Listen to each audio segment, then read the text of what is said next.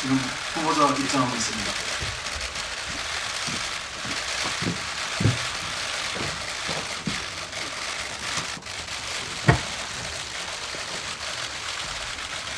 네.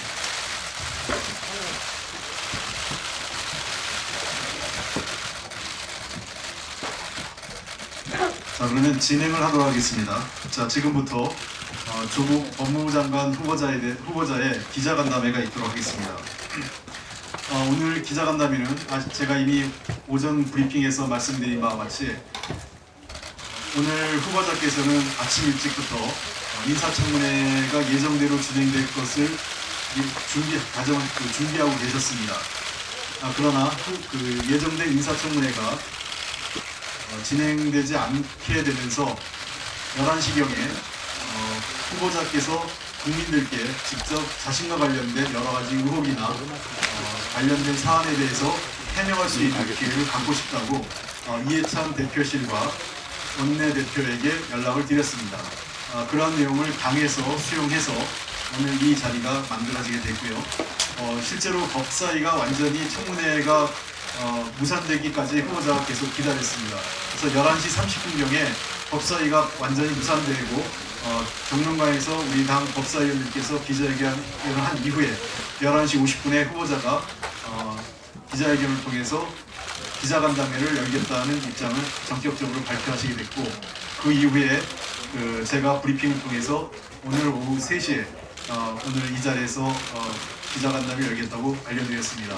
준비 과정에서 방송국과 언론사들의 준비와 관련해서 다소 시간이 필요하다는 이유로 오후 3시에 예정됐던 기자간담회는 오후 3시 반으로 일부 연기되었다는 점을 이해해 주시기 바랍니다. 아쉽게도 국민들께 후보자의 도덕적 검증과 자질에 대해서 충분히 밝힐 수 있는 인사청문회가 자유한국당의 목리와 정치 공세에 의해서 무산된 것에 대해서 매우 강력하게 유감을 표합니다. 오늘 이 자리가 후보자에 대한 국민적 검증과 자질을 판단하는 데 있어서 다소 도움이 될 수 있었으면 하는 마음에서 오늘 이 자리가 마련됐고요. 오늘 기자 여러분들께서 국민을 대신해서 가감없이 질문을 통해서 후보자에 대한 여러 가지 관련된 사안에 대해서 충분하게 해명될 수 있는, 그리고 소명될 수 있는 그런 자리가 되었으면 합니다. 오늘 진행은 후보자께서 먼저 모두 발언 이후에 질의응답하는 것으로 하겠습니다. 그럼 지금부터 후보자께서 모두 발언을 하도록 하겠습니다.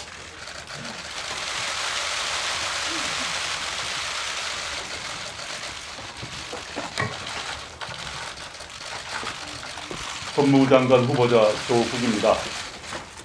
무거운 마음으로 이 자리에 왔습니다. 법률이 정하고 국회가 합의한 청문회가 오늘 열리기를 기다려왔습니다.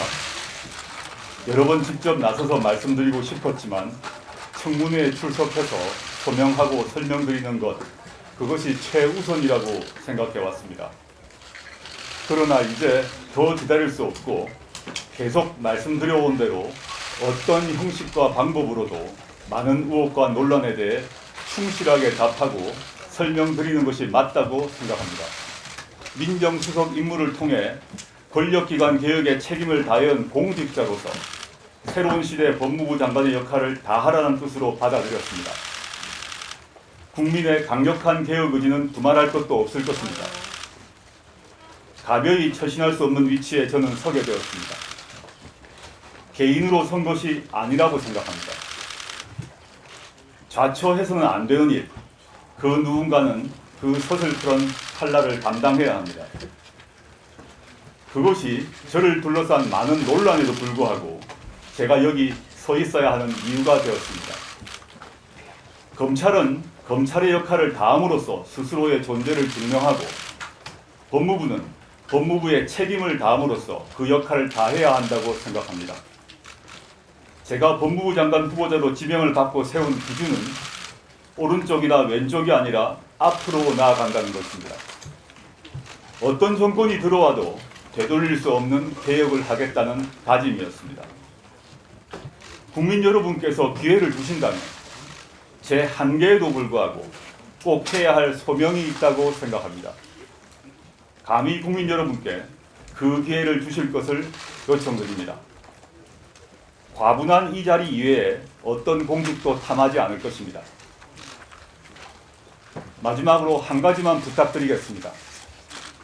제가 이번 일로 여러 번 초라한 순간을 맞는다 해도 부당하게 허위 사실로 제 아이들을 공격하는 일은 멈추어 주시길 바랍니다. 허물도 제게 물어주시고 책임도 제게 물어주시길 바랍니다. 허물도 저희 것이고 책임도 저희 것입니다. 저는 오늘 어떤 질문도 피하지 않고 받을 것이며 충실하게 답할 것입니다. 시간의 제한도 없을 것입니다. 감사합니다. 예, 안녕하십니까. 연합뉴스 서혜린 기자입니다.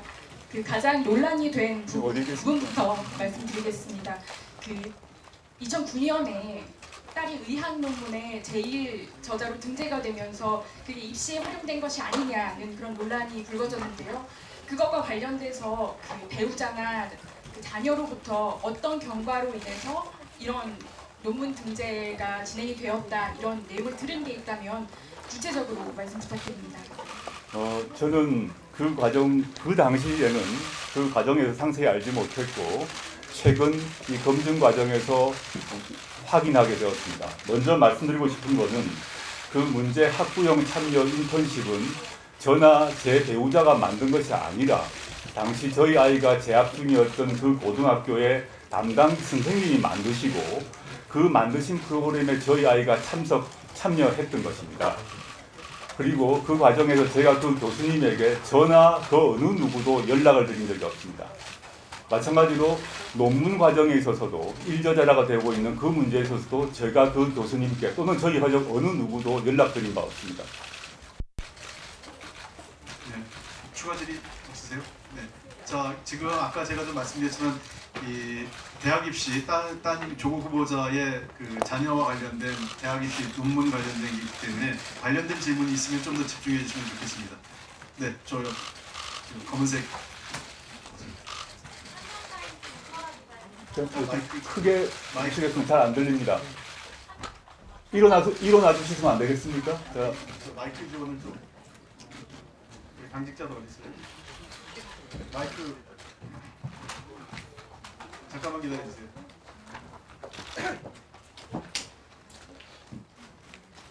네, 한강타임즈 이설아 기자입니다. 지금 이제 법무부 서울대 법대에 담당하시는 교수님 자녀분께서 인턴십을 한 것으로 지금 보도가 됐는데 서로 연락하신 적이 없다고 하셨는데 이렇게 서로 이제 자녀분들이 교환해서 프로그램을 진행한 데에서도 모르시는 사실인지.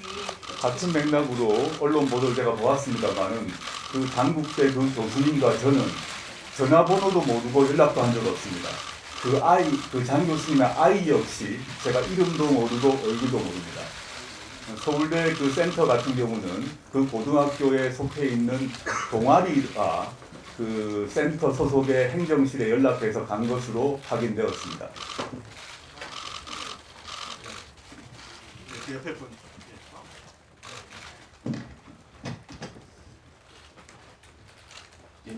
시사주간 현지훈 기자입니다. 지난 2017년 1월 13일에 후보자님께서 트위터를 통해서 박근혜 전 대통령의 기자회견에 대해서 얼빠진 기자들이 중대범죄의 범행을 항변을 좀 받아보고 있다, 이런 어떤 말씀하신다. 그래서 이제 그때와 현재 상황이 좀 지금 다르다고 보시는지, 이제 검찰 현재 수사 중인 상황이긴 하지만 현재 지금 여론에서는 좀 범죄 피의자로 판단 상황이 좀 비슷해 보여서 그렇습니다.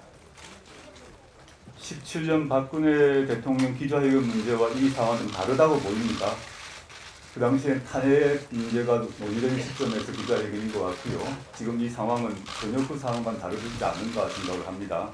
그 다음에 검찰 수사 관련해서 구체적으로 어떤 말씀을 하시는지 잘 모르겠습니다만 검찰 수사는 검찰 수사입니다. 대검에서 법과 원칙에 따라 수사할 것이라고 저는 생각하고 있습니다.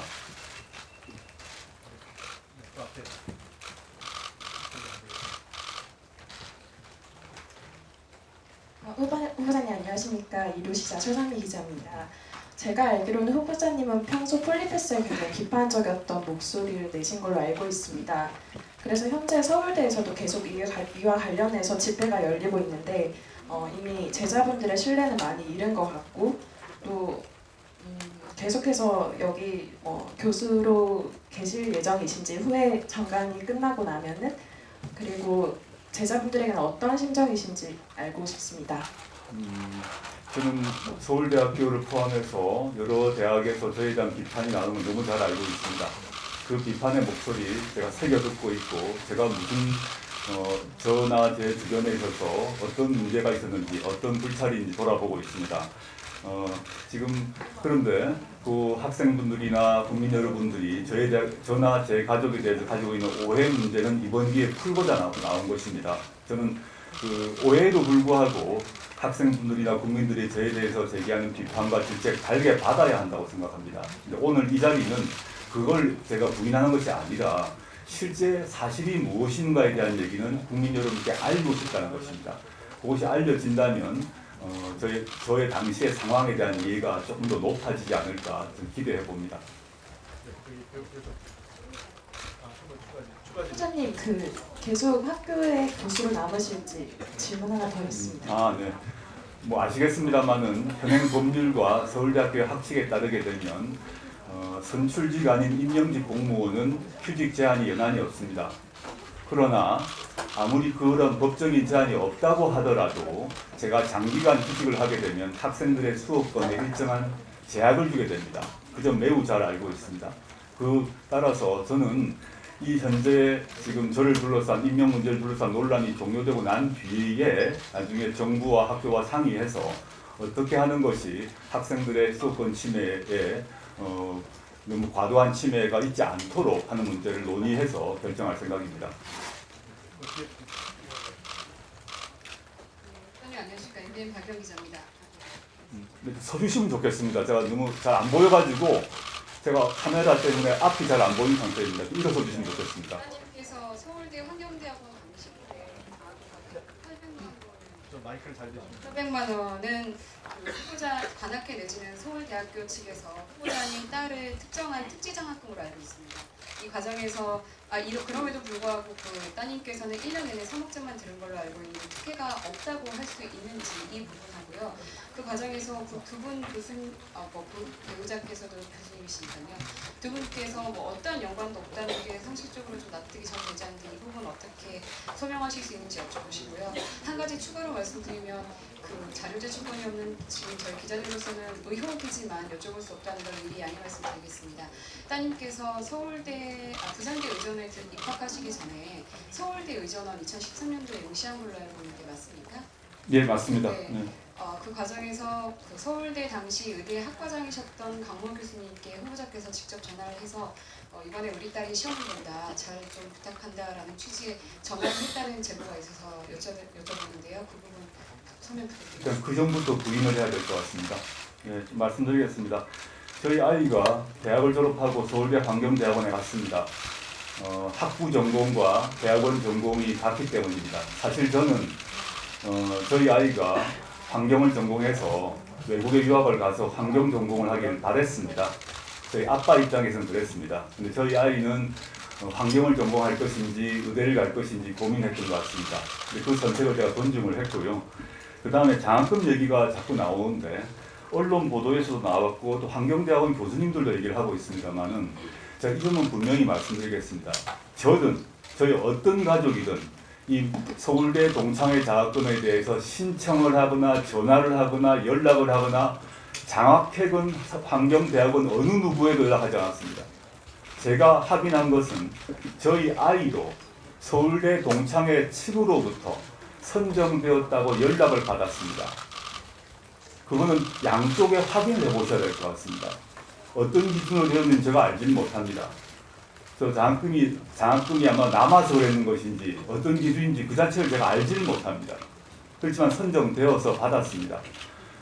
두 번째 2학기에 휴학을 하게 되었는데요. 그때 저희 아이가 제가 상세히 말씀드릴 수 있습니다. 좀 아팠습니다. 아팠고 또 의전원으로 가게 된 상태에서 이제 휴학을 하게 되었는데 그때 저는 사실 비로소 이 장학금을 받겠다는 걸 알게 되었습니다. 그래서 저희 아이한테 이제 학교를 휴학하게 되고 그렇다면 장학금 반납해야 되지 않느냐라고 얘기해서 저희 아이가 서울대 장학회에 전화를 했습니다. 반납하고 싶다라고 얘기를 했습니다. 그랬더니 서울대 장학회에서 다들 하기를 한 번 받은 장학금은 반납이 불가능하다고 해서 어쩔 수 없이 두 번째 장학금도 받게 되었습니다. 이 역시 서울대 장학회 측의 의견 확인해 보시면 좋겠습니다. 두 번째는 어떤 거죠? 서울대 학과장님께 우리 딸이 이번에 응시하는 한 적 없습니다. 제가 죄송하지만 그 해당 교수의 측근이 그 해당 교수가 그렇게 말했다는 걸 직접 들었다는 분이 계셔가지고 한 적 없습니다. 네. 그 교수님이 누구신지는 압니다, 저도. 그렇지만 제가 저희 아이 때문에 한 적 없고요. 저희 아이는 서울대 의전원에 1차는 붙었지만 2차에서 떨어졌습니다. 네, BBS 박준성 기자입니다. 그 문재인 대통령도 입시 제도 전반에 대해서 이제 재검토하라는 그런 지시를 내렸는데요. 제 생각에는 그 후보자님이 잘 모른다고 하시지만서도 교수들이 서로 간에 형성하고 있는 그런 카르텔이 문제가 되는 게 아닌가 싶습니다. 이에 대한 교수님 생각이 일단 궁금하고, 또 아까 모두 발언 중에 법무부 장관직을 공직으로 이제 마지막으로 생각하신다고 하는데 그 이후에 정치적 거취에 대해서는 저희가 어떻게 생각하면 되는지 궁금합니다. 두 번째 질문도 답변 드리겠습니다. 제가 모두 발언에서 얘기를 했고, 제가 과거 교수 시절 또는 민정수석 시절에도 여러 번 반복했습니다. 저는 이 외에 다른 어떤 정치를 한다 이런 관련해서는 첫째 의사나 능력이 없는 사람이라는 얘기를 반복해왔습니다. 그걸 생각하면서 민정수석 업무를 수행하지 않았고, 지금 법무부 장관이 된다고 하더라도 그걸 생각하면서 법무부 장관직을 수행하지는 않겠습니다. 일단 첫 번째 질문 관련해서 입시 문제인데요. 저희 아이가 고등학교 재학 시절에 당시에 이명박 정부 시절입니다. 지금은 사실 그 제도가 없어졌습니다만, 당시에 이명박 정부 시절에 입학 사정관 제도가 들어오고, 당시에 정부나 학교나 언론 모두에서 인턴십을 하라고 대대적으로 권장을 했습니다. 그에 따라서 이루어진 것입니다. 지금은 그런 게 자체가 허용되지 않고 뭐 생활기록부든 뭐든 적혀지지 않습니다. 근데 그 당시는 그 제도를 우리 국가가, 우리 정부가 채택을 했던 것입니다. 그러니까 지금 물론 그렇다고 하더라도 그런 인턴십의 제도를 이용할 수 없었던 많은 분들이 있습니다. 그 점에서 제가 또는 저희 아이가 혜택받은 것입니다. 그러니까 저는 그 점에 대해서는 저를 비난해 주십시오. 그 제도를 바꾸지 못했다. 왜 어른으로서 그런 제도를 방치했냐? 비난을 받아야 됩니다. 근데 10대 고등학생 아이가 당시 입시 제도 하에서 이리 뛰고 저리 뛰고 해서 인턴을 구해서 뛴 것, 그 자체를 두고 저희 아이를 비난하는 것은 좀 저로서는 과도하지 않은가, 이런 생각을 애비로서 생각합니다. 예, 안녕하세요. 펜앤드마이크 국회팀장 차광명 기자입니다. 발언 기회를 줘서 고맙습니다. 제가 후보자님 관련된 기사를 쓰면서 꼭 여쭈고 싶은 질문이 있었습니다. 그게 뭐냐면 과거의 조국과 현재의 조국의 공방입니다. 후보자께서는 과거에 정의와 관련된 굉장히 좋은 말씀을 많이 해주셨습니다. 하지만 지금 현재의 조국은 그 과거의 조국에 반하는 굉장히 이중적인 모습을 보이고 있습니다. 다시 말해서 말과 행동이 일치하지 않고 있습니다. 이를 두고 많은 젊은이들은 분노하고 있고 진보 꼰대라고 얘기를 하면서 당장 사퇴를 해야 되지 않느냐 이렇게 얘기하고 있습니다. 이와 관련해서 후보자님의 생각을 듣고 싶습니다. 네, 말씀대로 제가 젊은 시절부터 진보화 개혁을 꿈꾸었고 그에 따라 그를 위해서 저 나름 열심히 애를 쓰고 살았습니다. 개혁주의자가 되려고 노력을 했지만 아이 문제나 주변 문제에서 불철저했다고 생각합니다. 아니했다고 생각합니다. 저의 개인적 소신을 밝히는 문제와 그 소신을 저의 전 삶에 관철시켰는가, 그렇지 못했다고 생각합니다. 그 점에서 지금 기자님께서 말씀하셨던 그런 불일치 문제에 대해서 지금 달게 비난을 받아야 합니다. 저에 대한 기대가 높았던 만큼 실망이 클 거라고 생각하고, 그 계기에 대해서 또 그 계기로 인한 실망에 대해서 제가 해야 될 일은 지금 그 문제와 별도로 제가 이 자리에 서서 앞으로 어떤 일을 할 것인가, 저의 많은 한계, 훈결, 미흡함에도 불구하고 제가 해야 될 일을 함으로써 그러한 실망을 누그러뜨리는 것이 저의 역할이라고 생각을 하고 있습니다. 추가 질문 드리겠습니다. 그러면 서울대 학생들이 계속 촛불 시위를 하고 후보자님의 사퇴를 요구한다면 어떻게 하시겠습니까? 저를 사퇴를 요구하는 서울대 학생이든 뭐 어느 대학 학생이든 간에 그 학생들의 내용, 그 비판의 내용을 듣고요. 그 내용에 대해서 답할 기회를 갖도록 하겠습니다. 오해가 있다면 풀고 서로 소통을 하려면 소통을 하겠습니다. 저의 본의가 전달되도록 노력할 것이고 제가 잘못한 게 있으면 사과를 하겠습니다.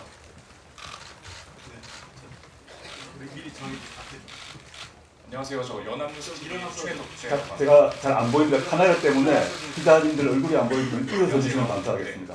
연합뉴스 TV 최덕재라고 합니다. 논문을 써보셔서 알겠지만 고등학교 1학년이 의학 논문 제1 저자로 등재되는 이 상황이 법적으로 문제가 된 거 안 된 걸 떠나서 평범한 상황이라고 보시는지 여쭤보고 싶었는데요. 현재 의대 인턴들이나 레지던트 같은 이런 분들이 많이 공부하고 있는데 이 점에 대해서도 한마디 해주시면 감사하겠습니다. 저는 제 전공이 법이라서 이과 쪽 여기 뭐 의학을 포함해서 이과 쪽의 1저자, 2저자 이런 것들 사실 잘 모르고 있었습니다. 지금 시점에 보게 되면 고등학교 딸아이가 고등학생이 1저자로 되어 있는 것이 좀 의아하다고 저도 생각을 하게 되었습니다. 근데 그 논문을 책임 저자였었던 그 교수님께서 인터뷰한 걸 이번에 보게 되었습니다. 보게 되었더니 당시 시점에는, 지금에는 그게 허용되지 않는 것 같습니다. 근데 당시 그 시점에는 1저자, 2저자 판단 기준이 좀 느슨하거나 모호하거나 그리고 책임 교수의 그 재량에 많이 달려 있었던 것 같습니다. 우리 사회에서 연구윤리란 것이 갑자기 강화된 것이 아니라 황우석 사태를 계기로 점점 엄격해져 왔는데 당시 시점에는 그런 게 있었다는 것입니다. 지금의 눈으로 보면 이상하다고 보이고 저도 이상하게 보입니다. 하지만 장 교수님의 이 인터뷰한 걸 쭉 보다 보니까 거기서 저희 아이가 놀랍도록 열심히 했다. 그리고 저희 아이가 이제 영어가 조금 잘하는 편입니다. 그래서 그 실험에 참석하고 난 뒤에 그 논문들을 그 참여한 연구원들이 연구 성과, 실험 성과를 영어로 정리하는데 큰 기여를 했다라고 평가를 하신 것 같습니다. 물론 이 문제는 지금 뭐 수사가 진행 중인 걸로 알고 있습니다. 그에 따라서 더 많은 진실이 밝혀질 것이라고 생각이 들고 제가 이번 검증과 과정에서 확인했던 것은 이 정도입니다. 아직 추가 말씀 안 해주셨는데 그 의대 인턴이나 레지던트 같은 분들의 지금 공부하고 있는 상황에 대해서 어떻게 보시는지도 한마디 해주세요. 제가 그 의대 인턴 레지던트의 공부는 잘 접하지 못했습니다. 지금 지난 한 3주간 워낙 많은 그런 보도가 있었기 때문에 지금 말씀하신 분 보지 못했습니다만은 미루어 짐작을 할 수는 있겠습니다. 그런 비판 역시 제가 감수해야 된다고 보고요. 제가 말씀드린 것은 당시 시점과 지금 시점 좀 차이가 있었다는 말씀을 드릴 뿐입니다. 먼저 하실 분 있어서 그 옆에 분 하고 앞으로 네, 매일경제 홍성효 기자입니다.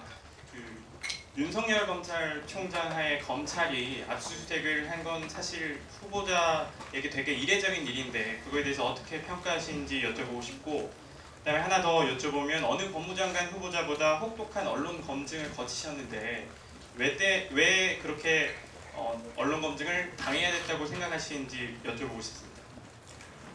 저는 지금 검찰에서 청문회 과정에서 압수를 한 것에 대해서 저는 언급을 해서는 안 된다고 생각합니다. 법무부 장관 후보자로서 그 압수수색에 대해서 어떠한 평가도 제 입으로 나오게 되면 그것이 향후 진행될 수사에 영향을 줄 것이기 때문입니다. 저는 윤석열 총장께서 법과 증거에 따라 수사를 전개할 것이라고 봅니다. 그렇게 제가 답을 드리고 싶고요. 언론의 혹독한 검증, 저도 제가 이제 검증을 이 정도로 받을 것이라고는 상상을 하지 못했습니다.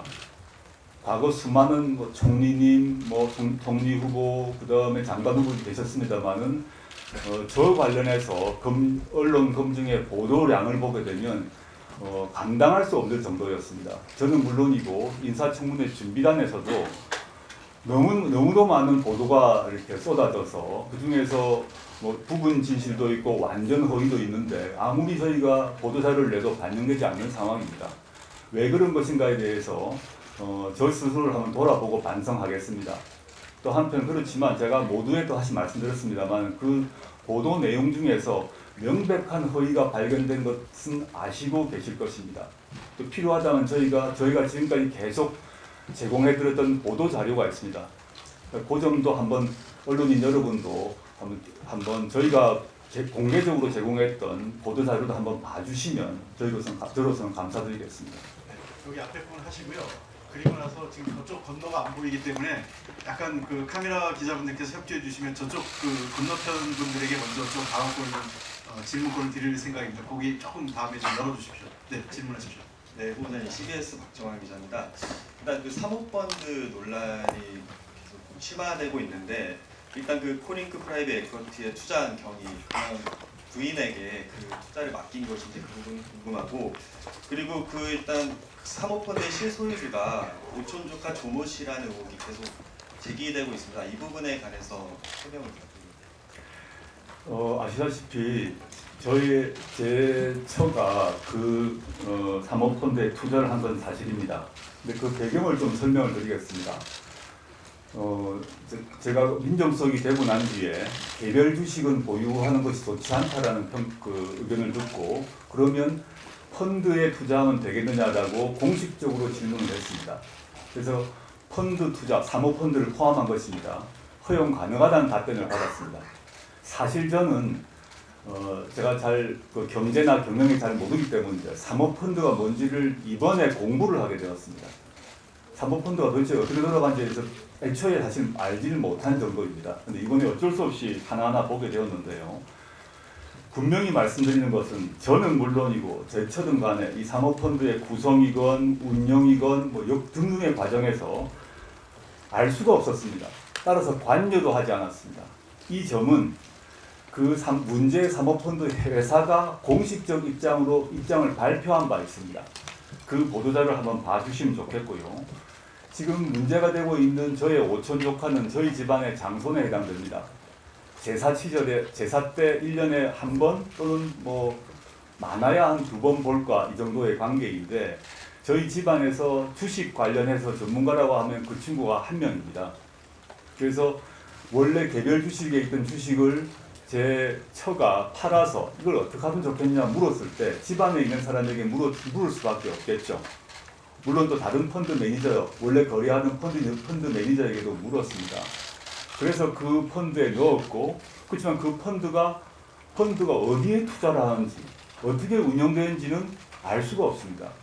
그 점은 제가 그 이번 청문회 과정에서 확인을 한번 했는데요. 한번 보시면, 이건 그 회사에서 많은 언론에서 제기했던 것입니다. 그 펀드 회사에서 운용 현황을 보고하지 않았느냐, 투자한 사람에게 우리가 어디 투자했는 걸 알려줬을 거 아니겠느냐, 당신들이 그걸 보지 않았겠느냐라고 한 것 같습니다. 실제 그래서 저도 이번 2, 3주 사이에 그 보고서를 찾아보았습니다. 이렇게 되어 있습니다. 본 펀드의 방침상 투자 대상에 대해서 알려줄 수 없다라고 되어 있고 상세한 내용에도 어디에 투자했는지 자체가 적혀 있지 않습니다. 그게 이른바 블라인드 펀드라고 합니다. 저는 이 블라인드 펀드란 말 자체를 이번에 알았는데 애초에 그 펀드의 운영상 이 펀드가 어디에 투자되는 것인지를 투자자에게 알려주지 않도록 설계되어 있고 그것이 알려주면 불법인 것입니다. 따라서 모를 수밖에 없는 것입니다.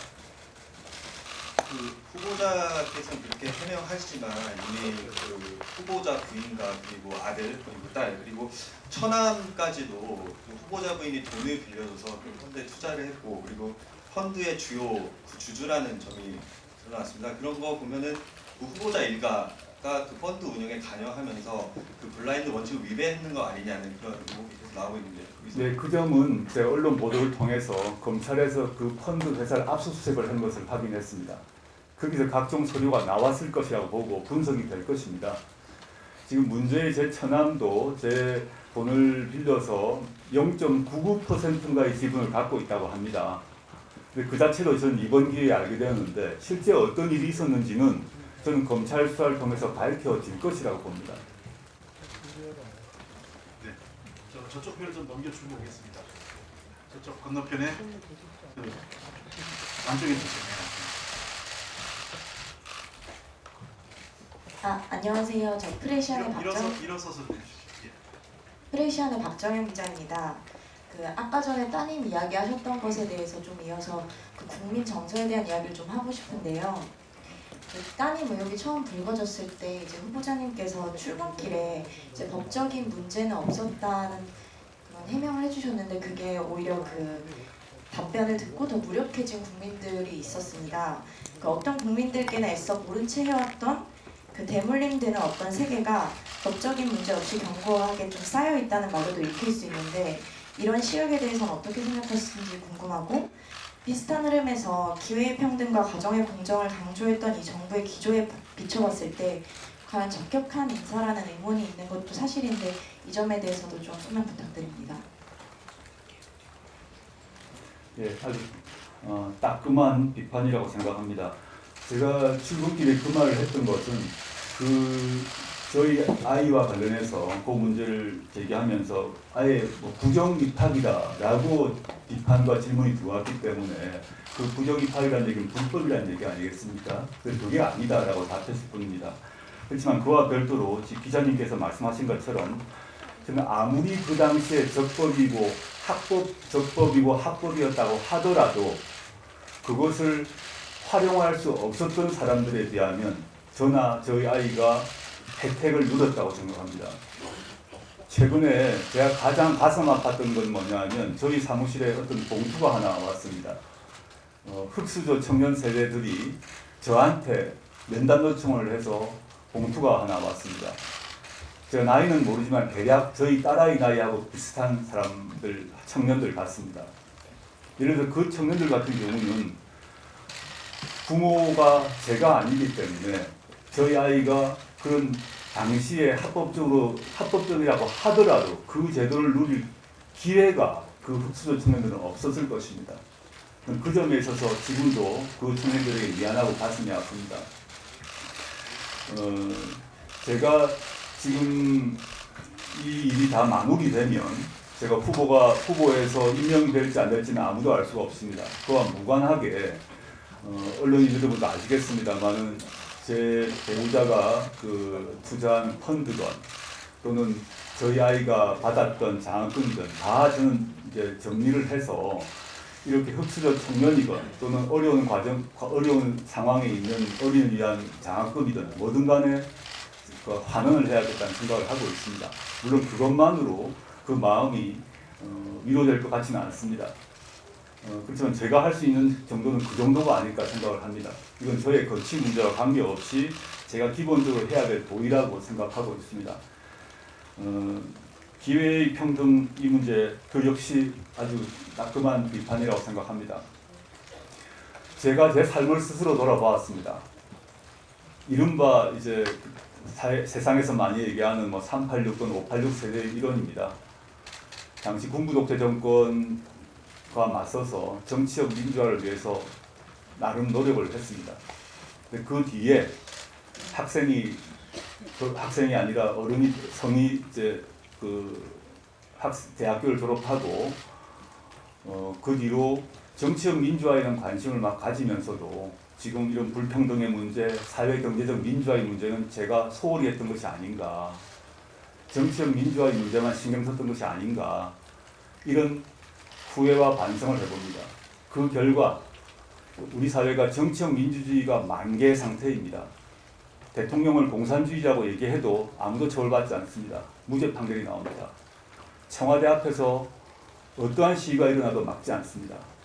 그 점에서 정치적 민주화는 거의 OECD 최고 수준이 된 것 같습니다. 우리 모두의 노력 덕분이라고 생각합니다. 그런데 그런 정치적 민주화가 만개를 했습니다마는 사회경제적 불평등의 문제, 부익부 비익의 문제 등은 해결되지 않은 것 같고 그 해결되지 않았다는 점에서 제가 책임이 있다고 생각합니다. 다른 어느 누구도 탓하지 않겠습니다. 과거 정치적 민주화를 외쳤고 진보화 개혁을 외쳐놓고 이런 부의 불평등 문제, 이런 문제에 대해서는 제가 앞장서서 나서지 못했던 점, 그리고 그 때문에 결과적으로 저희 아이가 합법이라고 하더라도 혜택을 입었던 점, 대해서는 제가 반성합니다. 향후 우리 모두가 저를 포함해서 고민을 하고 이런 문제에 대해서 해결하도록 노력해야 되지 않을까 생각하고 저 역시 그 문제에 대한 고민들을 깊이 하도록 하겠습니다. 그 따님 그 부산의료원 그 유급 장학금과 관련해서 그 노환중 그 부산의료원장과 만찬을 가졌다는 보도가 있는데 이게 사실인지 좀 확인 부탁드리고요. 그리고 지금 사모펀드 의혹하고 딸 장학금 특혜 의혹, 그다음에 논문 일저자 등재 의혹 등 여러 가지가 있는데 그런 상황에서 이제 검찰 수사를 받고 있고 이런 상황에서 장관이 되신다면 오히려 이런 의혹을 해명하느라 이제 검찰 개혁이나 이런 걸 현실화하지 못할 것이다 이런 전망도 나오는데 그런 부분에 대한 말씀도 부탁드리겠습니다. 그 노환중 원장님과 만찬했다는 보도를 보았습니다. 참 저로서는 다시 한번 약간 어이가 사실 없었습니다. 그날 저희 모친께서 이제 국전 입선 화가신데 그 소속 저희 어머니가 나오신 그 간호대학의 요청에 따라 기부를 하고 그림을 기부를 하고 또 의과대학에 기부를 하고 난 뒤에 행사를 가져서 사진을 찍었습니다. 거기에 모인 분들과 같이 밥을 먹었습니다. 노환중 원장님과 밀실에서 밥을 먹은 게 아니라 모든 사람이 다 있는 공개된 자리에서 참석한 사람들과 밥을 먹고 저는 서울로 올라왔습니다. 그 이상도 그 이하도 아니고 그 자리에서 장학금 얘기가 나올 수도 없고 장학금 얘기를 부탁한 적도 없습니다. 두 번째 질문 아주 참 그 역시 날카로운 질문이라고 생각합니다. 저는 아니라 하더라도 저의 가족이 수사 대상이 되었을 때 그 이들을 제대로 할 수 있겠냐 이런 질문으로 제가 느낍니다. 제가 만약 법무부 장관 후보로 임명이 된다면 저는 저 가족에 관련된 일체의 수사에 대해서 보고를 금지할 것을 지시하겠습니다. 어떠한 보고도 받지 않겠습니다. 물론 이런 지시 없다 하더라도 윤석열 총장님은 보고를 하지 않으시고 또한 엄정하게 수사를 하실 거라고 믿습니다만은 저는 저 가족 관련해서 일체 보고를 하지 말 것을 지시할 것입니다. 그 결과에 따를 것입니다. 그걸 전제로 해서 저는 법무부 장관으로서 일을 할 것입니다. 저는 아까 오늘 기자회견에서 모두 말씀해서 드렸습니다만은 검찰은 검찰의 일을 하고 법무부는 법무부 일을 해야 됩니다. 과거 권위주의 정부 때 검찰의 일과 법무부 일이 섞였기 때문에 큰 문제가 발생했습니다. 그건 더 정확히 말하자면 검찰과 법무부와 민정수석실의 일이 얽혀서 온갖 일이 벌어졌습니다. 국정농단 사태가 그러했던 것입니다. 문재인 정부 권력기관 개혁의 주요 과제 중에 하나가 검찰은 검찰의 일을 하고 법무부는 법무부의 일을 하는 것입니다. 제 가족이 수사를 받는다 하더라도 그 점의 수사의 엄정성은 검찰이 판단할 것입니다. 저는 제가 만약에 임명이 된다면 법무부의 일을 하겠습니다. 네. 브레이크 뉴스의 김충렬 기자입니다. 사회자께서 정책 질문도 좀 해달라고 그래서 분위기 전환을 위해서 질문드리겠습니다. 지금 문재인 정부에서 시대적 요구로 받아들이고 있는 사법개혁, 즉 공수처, 검경수사권 조정 등에 대해서 향후 사법개혁에 대한 그 향후 방향이나 어떤 로드맵이 있으면 좀 말씀해 주시면 감사하겠습니다. 네. 공수처 설치와 검경수사권 조정은 문재인 정부의 국정 과제입니다. 권력기관 개혁 중에 핵심 중에 핵심입니다. 다행히 지난 국회에서 합의가 이루어져서 패스트트랙에 올라가 있습니다. 제가 법무부 장관 후보자로서 또는 향후에 임명이 된다고 하더라도 저는 입법부의 결정에 따를 것입니다. 그 법안이 어떻게 타협될 것인지 절충될 것인지는 제가 왈가왈부할 권한이 아닙니다. 그러면 그 상권 분립의 문제이기 때문이죠. 이제 그와 별도로 법무부가 해야 될 일이 있습니다. 그 법안이 언제 통과될지는 저는 알 수가 없습니다. 그렇지만 그 법안의 취지 더 거꾸로 올라가게 되면 대한민국 역사상 최초로 이루어졌던 법무부 장관과 행안부 장관 두 분의 검경수사권 조정 합의안의 정신에 따라 법률이 통과되기 전이라도 두 기관 사이의 수사 관계의 협력을 만들어내는 것은 할 수 있다고 봅니다. 법령 개정 전이라도 법무부의 훈령으로서 규칙으로서 그것들을 도모하고 활성화시키는 일을 할 것입니다. 그리고 그 법안이 통과되는 과정에서 이 법안에 대한 여러 가지 논란이 있고 논쟁이 있다면 법무부의 각종 전문 지식을 동원해서 어떻게 미비점은 보완하고 미비점 보완점을 최대한 그 말씀드리고 제공해서 국회가 이 패스트트랙에 오른 법률을 원활히 통과시킬 수 있도록 신속히 통과시킬 수 있도록 보조를 하겠습니다. 세 번째, 그 패스트트랙에 오른 공수처 법안과 수사권 조정 법안이 통과된다면 끝이 아닙니다. 그 법률이 바뀌고 나면 그에 수반되어야 하는 각종 규칙과 훈령이 매우 많습니다. 그 작업은 법무부가 담당을 해야 됩니다. 단순히 법률 개정으로 끝나는 것이 아니기 때문에 그 작업까지 완수할 수 있도록 하겠습니다. 물론 제가 법무부 장관으로 최종적으로 임명되는 경우를 전제로 해서 말씀드리는 것입니다. 네, 이쪽 두 분 미리 하시면 이번 하시고 그 다음에 백분 하시고 그 다음에 저쪽 그 부분으로 넘어가겠습니다. 네, 일어나서.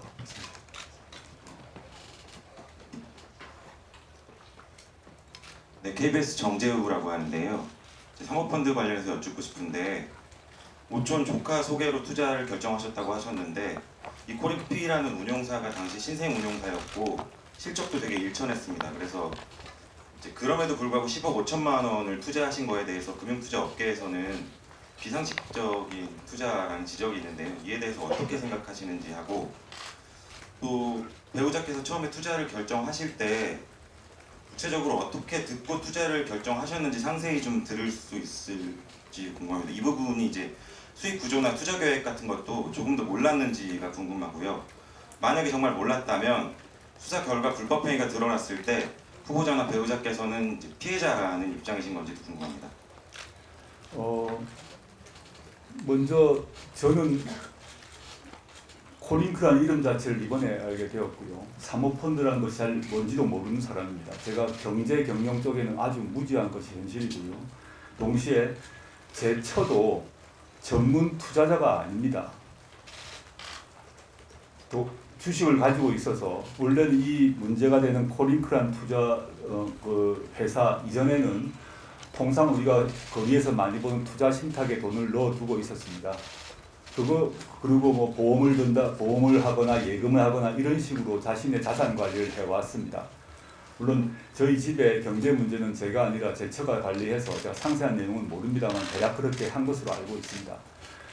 근데 이제 제가 민정수석이 되고 난 뒤에 개별 주식을 가지 못한다, 가지라는 걸 얘기를 듣고 이 돈을 어떻게 할 것인가에 대한 고민 끝에 자연스럽게 집안의 오촌 조카가 그 문제의 전문가고 또 그쪽에 활동을 하고 있다고 해서 물어보았더니 자기와 아주 친한 사람이 이걸 운영하고 있다라고 소개시켜 줬습니다. 그래서 아는 다른 또 투자 신탁 회사 사람에게 물어봤더니 그 회사가 수익률이 높다. 근데 지금은 아주 나쁜가 봅니다. 근데 그 당시 시점에는 수익률이 매우 높았나 봅니다. 그 얘기를 듣고 맡겼습니다. 더도 덜도 아닙니다. 제가 고위공직자 재산 신고를 제가 민정수석이다 보니 총 한 3번 정도를 한 것 같고요. 그 다음에 제가 이 법무부 장관 후보가 되고 난 뒤에 저희 재산 기록을 모두 국회에 제출했습니다. 만약에 그것을 불법이라고 생각했다면 신고를 아예 안 했을 것입니다. 다 없애버리거나 팔아버리거나 정리를 했겠죠. 근데 이게 저희는 제 머릿속만 하더라도 이게 합법이니 불법이 자체가 정부에 물어봤더니 펀드를 가질 수 있다고 했기 때문에 투자를 하고 그 모든 기록을 3번에 걸쳐 신고하고 국회에도 제출을 한 것입니다. 요번에 갑자기 그런 것이 아니라 2017년 시점에 다 공개를 한 것입니다. 언론님께서 지금 보고 계신 기록은 지금 새롭게 보시는 게 아니라 저희가 2017년 그 시점에 저희가 이미 신고를 해둔 것입니다. 저나 저희 식구가 불법이라고 생각했다면 그걸 왜 공개를 하고 또 국회에는 왜 제출을 했겠습니까? 제가 민정수석 되고 난 뒤에 그걸 왜 신고를 했겠습니까? 신고하지 않고 팔고 난 뒤에 현금으로 남겨뒀겠죠. 그 점 좀 이해를 해주시고요. 그 다음에 비상식적 투자라는 점에 있어서 그 점에서 저희가 정보가 좀 부족하고 무지한 투자자라는 점 말씀드리겠습니다. 근데 실제 그 오촌 조카가 어떤 역할을 했는지는 저도 알지 못합니다. 지금 해외에 나가 있다고 하니까요. 하루빨리 귀국해서 수사에 협조해 주기를 저로서 바라고 있을 뿐입니다. 그 앞에 한 분 하고 그다음에 피해자. 예, 그 답변은 해주십시오. 만약에 아까 질문 내용 뭔지 아시겠죠, 후보자님? 예, 만약에 참 조심스러운 문제입니다. 왜냐하면 저의 그 처남이 조사를 받고 있는데 그 경우 제가 제 입으로 제 처와 제 처남은 피해자다라고 말을 하게 되면 그 역시 검찰 수사에 대한 지침이 됩니다. 그래서 제가 피해자다 무엇이다라고 말할 수 없습니다. 그걸 제가 말하는 순간 바로 다음 날에 제가 윤석열 총장께 방침을 줬다고 하지 않겠습니까? 그건 저는 할 수가 없는 일입니다. 법적으로 해서는 안 된다고 생각합니다. 그건 언론인 여러분이 답답해 보일 수 있겠습니다만은 법무부 장관 후보자가 현재 진행되고 있는 특히 자기 가족과 관련해 진행되고 있는 사건에 대해서 이 사건은 무엇이다 라고 말하는 자체가 문제가 된다는 것입니다. 그래서 제가 아까도 말씀드렸습니다만은 제가 장관으로 임명이 된다 하더라도 이 문제에 대해서 일체 개입하지 않을 것이고 검찰의 결정에 존중할 것이라고 말한 것입니다. 이 점에 있어서는 저는 어느 누구도 예외가 없을 것이라고 생각합니다. 일어서서 해주시면. 네, 안녕하세요. 저 시설크 최홍 기자라고 합니다. 제가 드릴 질문은 오늘 이제 청와대에서 이제 인사청문 보고서를 재송부하겠다 이렇게 말을 했는데 굳이 오늘 이제 기자간담회를 자처한 이유가 좀 궁금하거든요. 그러니까 인사청문회를 여야가 합의하도록 좀 더 기다릴 수 있는데 굳이 이제 기다리지 않고 오늘 이제 기자간담회를 자처해서 이렇게 입장을 밝히시게 된 이유를 좀 상세히 설명해 주시면 좋겠습니다. 복잡하지 않습니다. 법상 오늘이 원래 법률상 오늘이 이 인사청문회 마감일입니다. 마지막 날입니다. 제가 여야 정치권이 인사청문회를 언제 열 것인지 합의하는 경우는 제가 알 수가 없습니다. 지금 과정을 보더라도 여러 번 연기되고 또 합의됐다가도 이렇게 합의가 파기되고 해왔는데 제가 아는 바로는 오늘이 마지막 날입니다.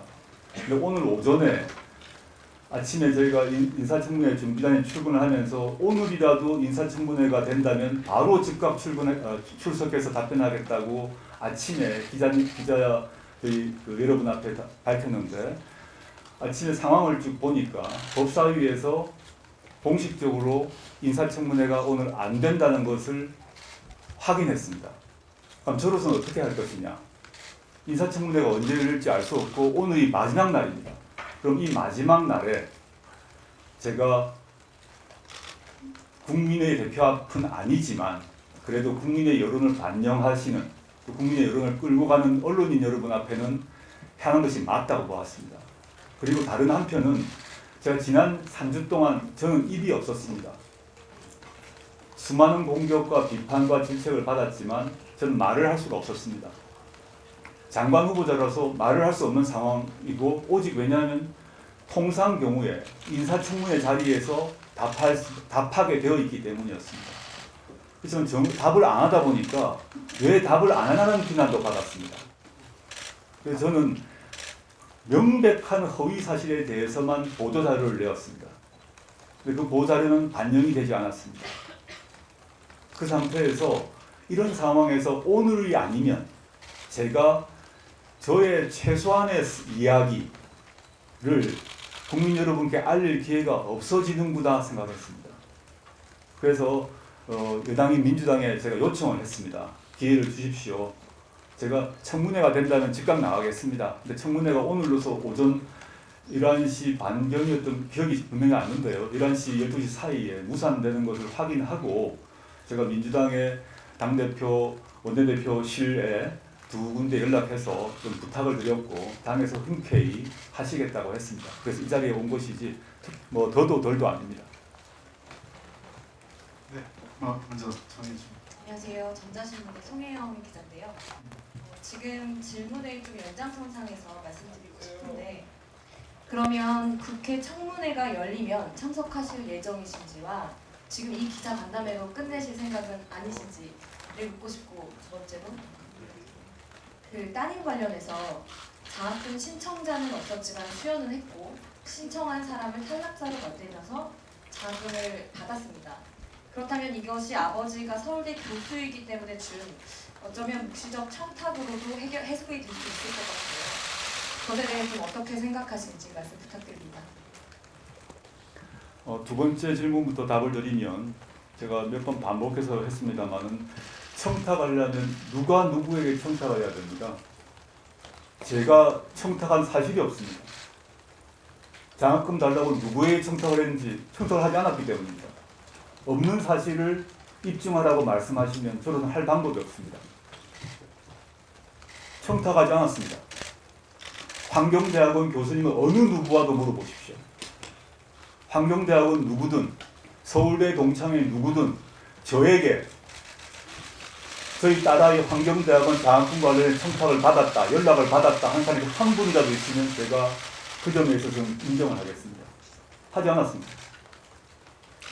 두 번째, 오늘 기자간담회와 별도로 국회에서 여야가 합의해서 국회 청문회를 내일 연다면 내일 참석하겠습니다.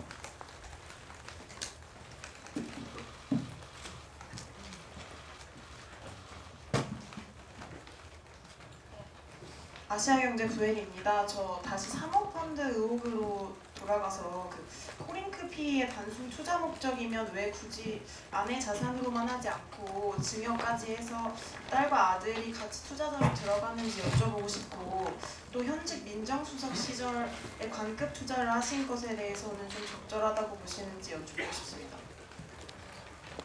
두 번째 질문부터 답드리겠습니다.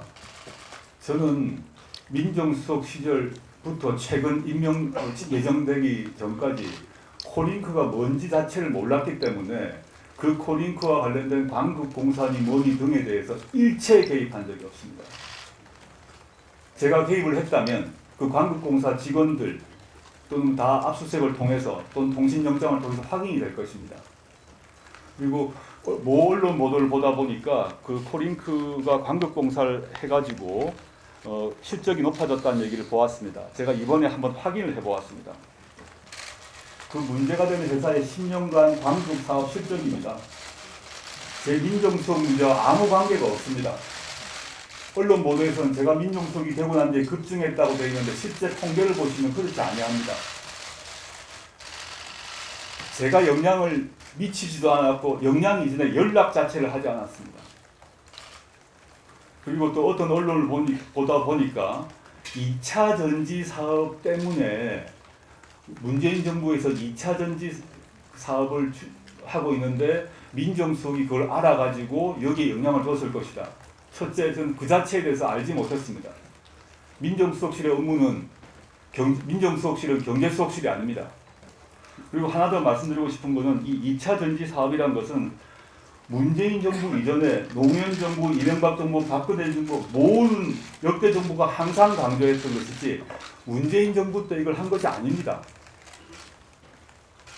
이 점만큼은 좀 확인을 해주시면 분명히 해주시면 좋겠습니다.